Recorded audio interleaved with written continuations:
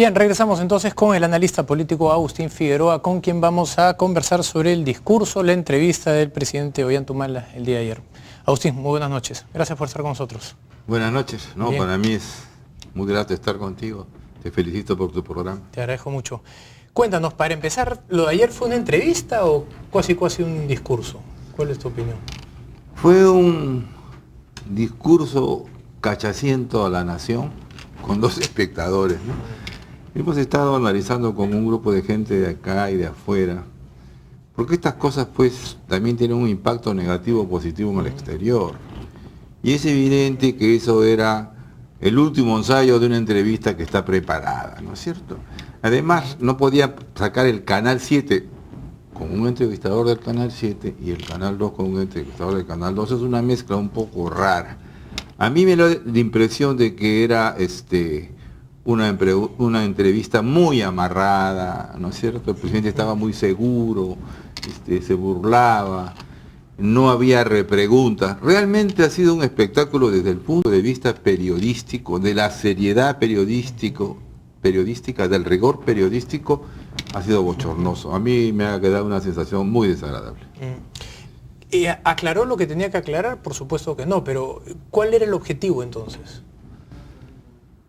No lo sé, probablemente ya siente una mayor seguridad de algunas cosas y quiere salir al frente para después seguir prorrogando el tema. Yo diría que es un corte para prorrogar el tema.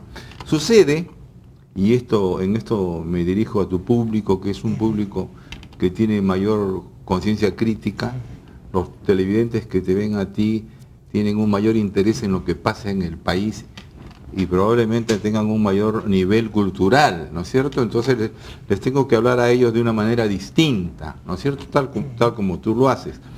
A mí me parece que el presidente en esto ha demostrado su poco respeto por la inteligencia, su poco respeto por el periodismo. Dice, estas son cosas hipotéticas. Alguien tiene que decirle al presidente que un análisis político requiere una hipótesis inicial, una hipótesis de trabajo. Entonces, en este caso, en relación a esta entrevista, yo tengo una hipótesis de trabajo. Creo que los antecedentes remotos y los antecedentes actuales inmediatos coinciden para tener desconfianza del presidente. ¿Cuáles son los antecedentes remotos? En primer lugar, es un hombre que es velasquista. Le regaló el libro de Velasco al difunto Chávez, ha dicho que es seguidor y admirador de Velasco, entonces, y tiene velasquistas también entre su gente. Entonces, desde el punto de vista remoto, esos antecedentes son malos. Es cierto que ya no existe la Unión Soviética, es cierto que ya no existe Yugoslavia, es cierto que el embajador de Cuba ya no se pasea presidiendo mítines en el Perú. Eso es cierto.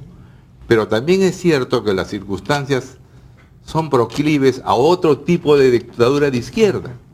Toda América Latina lo estamos viendo. Y hay interés en meterse en los países. Por ejemplo, Correa se acaba de meter contra Capriles, ¿no es cierto? Este tipo de cosas confusas. ¿Qué sucede? Actualmente, en este momento, el presidente ha declarado que él hizo un levantamiento. Se jacta de golpista. Cuando estuvo entrevistándose con Maduro y con Chávez, dijo que él era un hombre que tenía similitudes con Chávez. Los dos eran comandantes, los dos habían sido paracaidistas, los dos habían dado un golpe de Estado, los dos habían estado presos. O sea, ya le parece que esos antecedentes son buenos. A mí me parecen malos. Y los antecedentes inmediatos, lo que está sucediendo ahora, son muy malos. Va a Cuba, todos se visten de negro para estar alrededor del cadáver en el show de Chávez, y la hija de Chávez está vestida de rojo, ¿no es cierto? Pero todos los del ALBA, todos los que reciben plata estaban vestidos de negro. Después regresa al Perú, vuelve a ir y finalmente hace esta reunión de UNASUR, que era exclusivamente para darle la aprobación a las barbaridades que estaba haciendo y está haciendo Maduro. Entonces, es evidente que por antecedentes remotos y antecedentes inmediatos, el presidente Ollanta Humala no es democrático, no tiene vocación democrática, ha participado en las elecciones, ha ganado las elecciones, eso es correcto, pero ahí queda su tope. No tiene una vocación democrática. Con esta hipótesis de trabajo he escuchado este discurso. Yo quisiera aprovechar que tus años, tu experiencia, para hacerte básicamente dos preguntas.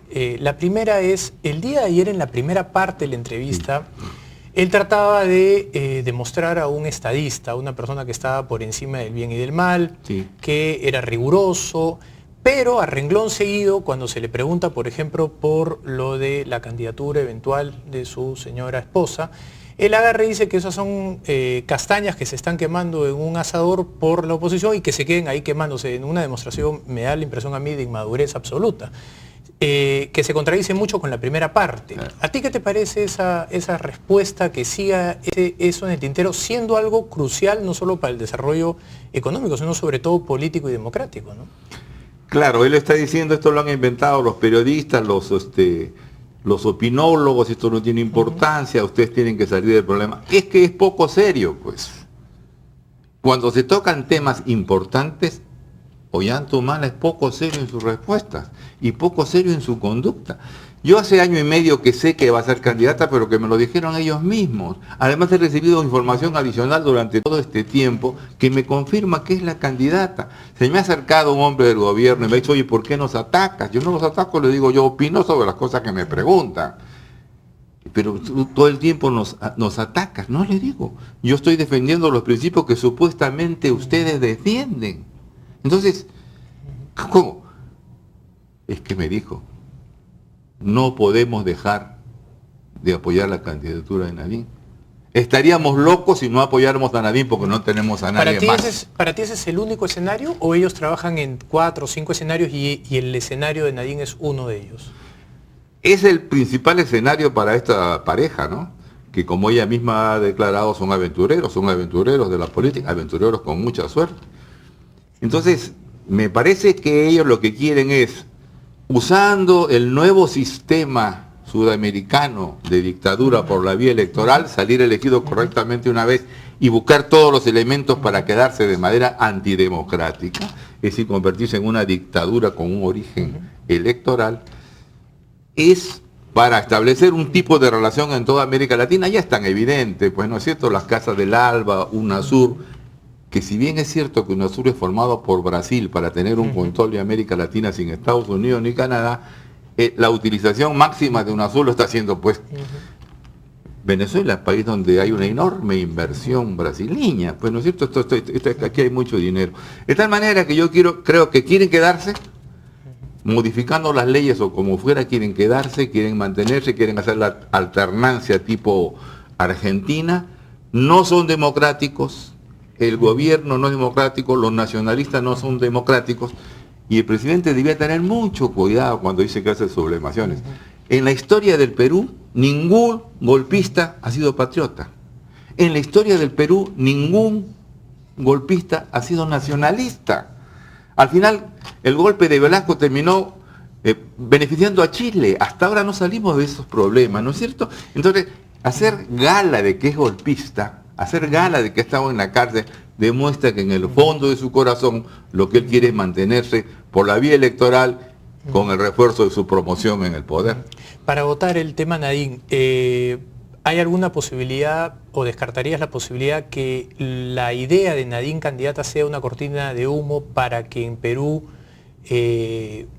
ocurra lo que ocurrió en Nicaragua, que es que el Tribunal Constitucional de Nicaragua interpretó la Constitución y permitió que incluso la Constitución, prohibiendo la reelección del presidente, se permitiera y ahora Ortega siga siendo presidente en Nicaragua? Bueno, ellos tienen dos caminos, ¿no es cierto? Que me lo dijeron y que además son evidentes. El primer camino es ir al Tribunal Constitucional y decir lo que tú planteas. Es decir, que la ley orgánica de elecciones, que establece las razones por las cuales no se puede postular a la presidencia, incluye a la cónyuge. Esa ley, creo que es el artículo 170, 117, ese artículo está reglamentando la Constitución. Antes estuvo en la Constitución, ahora no está, pero lo reglamenta. Esa es la ley que reglamenta las elecciones. La otra es presentarse, como tú bien planteas, ante el Jurado Nacional de Elecciones, presentar la candidatura y decir por una cosa, control difuso, la Constitución prevalece, en esto es una leguleyada y conseguir que siga. Cualquiera de esas dos formas es ilegal, eso no hay la menor duda. Correcto. Bien, vamos a hacer nuestra primera pausa, vamos a regresar con Agustín Figueroa, vamos a seguir analizando la entrevista del presidente Ollanta la noche. Regresamos. Scotiabank, descubre lo que puedes lograr.